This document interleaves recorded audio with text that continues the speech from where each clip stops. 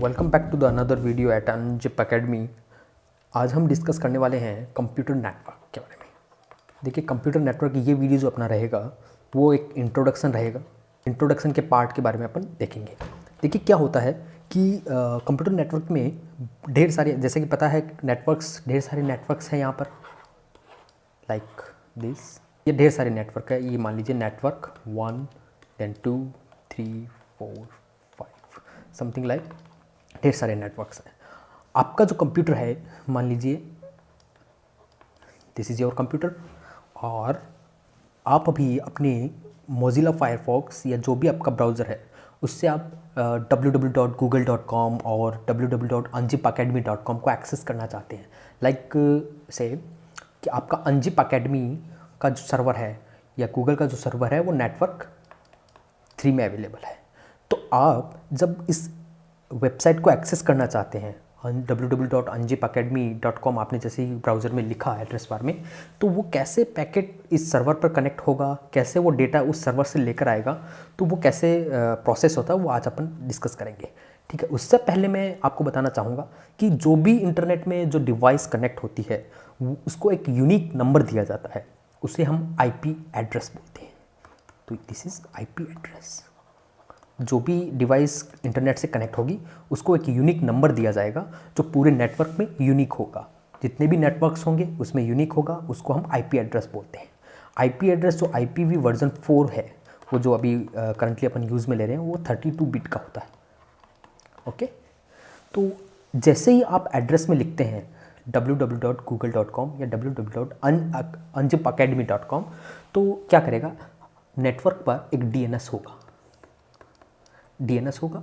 ये क्या करेगा, ये डोमेन नेम, जैसे ही मैं लिखता हूँ एड्रेस बार में www.anacademy.com, जैसे ही ये DNS पर रीच करेगा, ये इस DNS क्या करेगा, डोमेन नेम, जो ये आपका डोमेन नेम होता है जो आप अपने एड्रेस बार में लिखते हैं, तो ये इस डोमेन को IP एड्रेस में कन्वर्ट करेगा।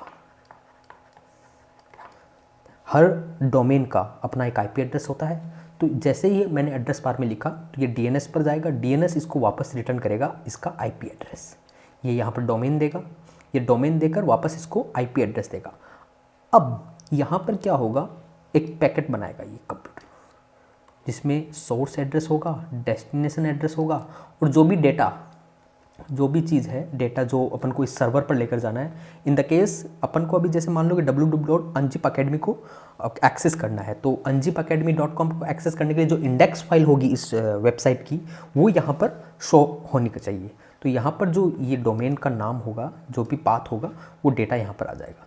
ठीक है। सोर्स एड्रेस, जैसे मैंने बताया कि जो भी डिवाइस इंटरनेट से कनेक्ट होने वाली है उसको एक यूनिक नंबर दिया जाता है, वो होता है IP एड्रेस। तो ये सोर्स, जो भी ये सोर्स होगा, इसका IP एड्रेस होगा IP ऑफ सोर्स है। ठीक है। और डेस्टिनेशन, अब यहाँ पर जैसे ही अपने www.anjipacademy.com सर्च किया तो DNS से कांटेक्ट करके हमने IP एड्रेस उसका पता कर लिया है।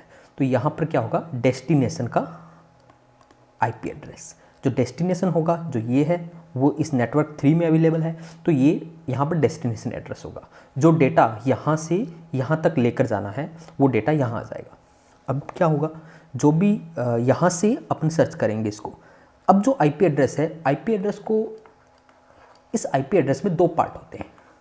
एक तो होता है नेटवर्क ID और एक होता है होस्ट ID।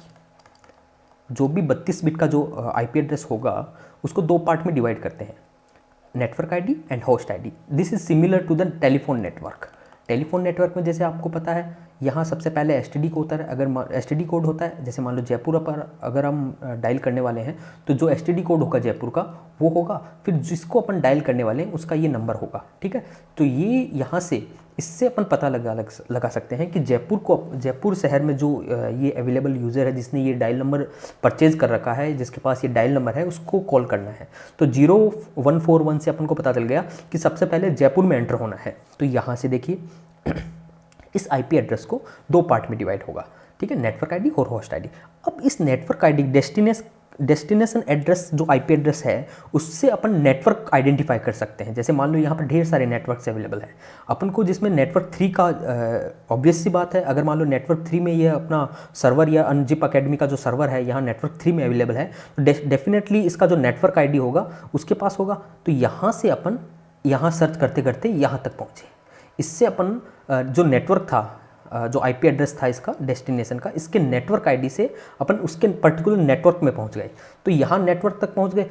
अब इसका जो आईपी एड्रेस का जो होस्ट आईडी होगी उससे अपन इस पर्टिकुलर होस्ट में पहुंच जाएंगे। ये पॉसिबल हो सकता है कि इस नेटवर्क में ढेर सारे इस नेटवर्क में ढेर सारे होस्ट हो, ढेर सारे क्लाइंट हो। तो इस होस्ट आईडी से अपन ये पता लगा सकते हैं इस नेटवर्क में किस होस्ट या किस सर्वर को ये डेटा डिलीवर करना है। तो ये फर्स्ट स्टेप हो गया। देन इस नेटवर्क पर पहुंचने पर ये सेकंड नंबर स्टेप हो गया। देन तो ये आप यहाँ पर लिख लीजिए। जैसे ही चलिए मैं इसकी बिग पिक्चर देता हूँ। जैसे मान लीजिए अपना जो कंसंट्रेशन है अभी 2 नेटवर्क पर चल रहा है, ठीक है। आपका जो कंप्यूटर है वो इस नेटवर्क में है और जो आपका सर्वर है वो इस नेटवर्क में, और ढेर सारे सर्वर होंगे आपके पास यहाँ पर, ठीक है। यहाँ से यहाँ डीएनएस होगा। जैसे ही यहाँ पर डोमेन देंगे अपन तो ये आईपी एड्रेस रिटर्न करेगा। तो इस आईपी एड्रेस से अपन यहाँ से यहाँ तक पहुँच गए। ये 1 नंबर स्टेप हो गया। जो आईपी एड्रेस होगा डेस्टिनेशन का, आईपी एड्रेस होगा उसको नेटवर्क आईडी और होस्ट आईडी, होस्ट आईडी से कहाँ तक पहुँच गए अपन। ये नेटवर्क आईडी किस काम आती है, टू आइडेंटिफाई नेटवर्क। ओके, तो इस नेटवर्क आईडी से अपन इस नेटवर्क में पहुंच गए। अब मान लीजिए यहाँ पर अनजिप अकेडमी का सर्वर है, यहाँ मान लीजिए और क्लाइंट्स अवेलेबल है जिसको आईपी एड्रेस है जो इस नेटवर्क में अवेलेबल है।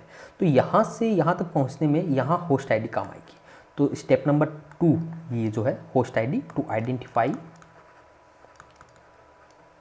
होस्ट विद इन नेटवर्क, ठीक है। तो यहाँ से सेकंड नंबर, ये फर्स्ट नंबर स्टेप हो गया, देन ये सेकंड नंबर स्टेप हो गया। अब ये पॉसिबल हो सकता है कि एक सर्वर या एक क्लाइंट में या एक होस्ट में ढेर सारी प्रोसेस चल रही हो।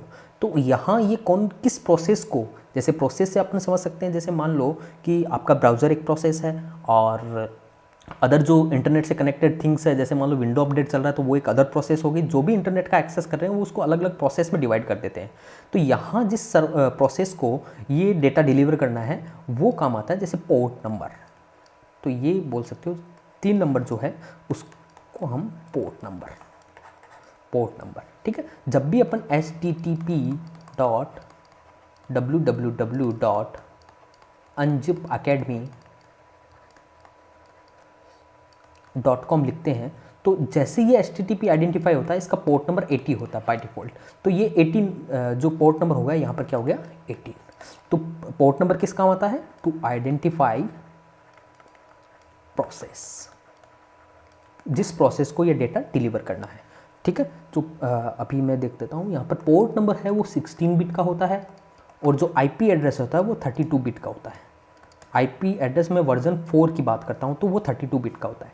सिंपल चीज़ याद रखेंगे, आईपी एड्रेस जो है जो वर्जन 4 का है वो 32 बिट का होता है। उस 32 बिट को अपन 2 पार्ट में डिवाइड करते हैं। जैसे टेलीफोन नेटवर्क में होता है एक एसटीडी कोड होता है, देन डायल नंबर होता है। सिमिलरली इसी केस में जो नेटवर्क आईडी है वो अपना एक एसटीडी कोड की तरह वर्क करेगा और जो होस्ट आईडी है वो डायल नंबर की तरह वर्क करेगा। अब विद इन ए होस्ट, एक होस्ट या एक कोई क्लाइंट या कोई सर्वर है उसमें किस प्रोसेस से रिलेटेड जो डेटा है वो किस प्रोसेस को डिलीवर करना है, किस प्रोसेस से रिलेटेड वो डेटा है वो आइडेंटिफाई करते हैं अपन पोर्ट नंबर से। तो पोर्ट नंबर है वो आइडेंटिफाई करना, प्रोसेस को आइडेंटिफाई करने के लिए काम आता है। जो नेटवर्क आईडी है वो नेटवर्क अवेलेबल खूब सारे हैं यहाँ पर, तो नेटवर्क को आइडेंटिफाई करने के लिए नेटवर्क आईडी काम आता है। और जो होस्ट आईडी है अपन ने नेटवर्क सेलेक्ट कर लिया नेटवर्क आईडी से, देन उस नेटवर्क में कौन से होस्ट से रिलेटेड ये पैकेट या डेटा है उसको ये डिलीवर करने के लिए होस्ट आईडी काम आता है, ठीक है। चलिए अभी इसमें जो भी डिवाइस कनेक्टेड होती है, जैसे आप एक यूज़र हैं, आप मोबाइल से अगर इंटरनेट एक्सेस करते हैं तो आपको आईपी एलोकेट कौन करेगा, जो सेंडर एड्रेस होगा, जो इसका भी एक आईपी एड्रेस होगा, ठीक है। तो ये आईपी एलोकेट करता है इंटरनेट सर्विस प्रोवाइडर। इसका फुल फॉर्म लिख देते हैं इंटरनेट सर्विस प्रोवाइडर, तो ये चीज़। नेक्स्ट जैसे डीएनएस जो है, डीएनएस का मैं फुल फॉर्म लिख देता हूँ, डोमेन नेम सर्वर। ये क्या करेगा, जब भी आप डोमेन अपने एड्रेस बार में लिखेंगे www.jobianjipacademy.com और www.google.com लिखते हैं, क्योंकि यहाँ पर देखिए मैंने जैसे आपको बताया, जो भी इंटरनेट से कनेक्टेड थिंग्स होगी वो एक आईपी एड्रेस रखेगी अपना, उसके पास यूनिक आईपी एड्रेस होगा। तो यहाँ पर पॉसिबल है, जैसे ये anjipacademy.com है, तो इससे अपन सर्च नहीं कर पाएंगे। तो इस डोमेन को आईपी एड्रेस में कन्वर्ट करने के लिए अपने पास डोमेन नेम सर्वर होता है, डीएनएस सर्वर्स होते हैं, ठीक है। तो फर्स्ट टाइम जब अपन एक्सेस करते हैं किसी भी वेबसाइट को तो थोड़ा सा टाइम ज़्यादा लगता है। क्यों लगता है? क्योंकि सबसे पहले अपन को डीएनएस पे कांटेक्ट करना पड़ता है, डोमेन देना पड़ता है। डोमेन, वो डीएनएस को डोमेन क्या करेगा, आईपी एड्रेस में कन्वर्ट करके, ये प्री डिफाइंड होता है। जो डोमेन है वो एक आईपी से मैप्ड होता है, वो प्री डिफाइंड होता है। जब भी आप डोमेन परचेज करते हो एक फिक्स आईपी उसको अलोकेट हो जाता है। कौन से सर्वर का है वो आईपी एड्रेस किसका होता है, जो उस सर्वर में, जिस सर्वर में आपका वेबसाइट होस्ट हो रही है वो उससे रिलेटेड होता है, ठीक है। अभी क्या करना है, देखिए यहाँ पर सबसे पहले आप फर्स्ट टाइम अगर किसी वेबसाइट को एक्सेस करते हो, थोड़ा सा लिटिल मोर ज़्यादा टाइम लगता है, क्योंकि उससे पहले अपन को डीएनएस से कांटेक्ट करके उससे आईपी एड्रेस लेना पड़ता है, ठीक है।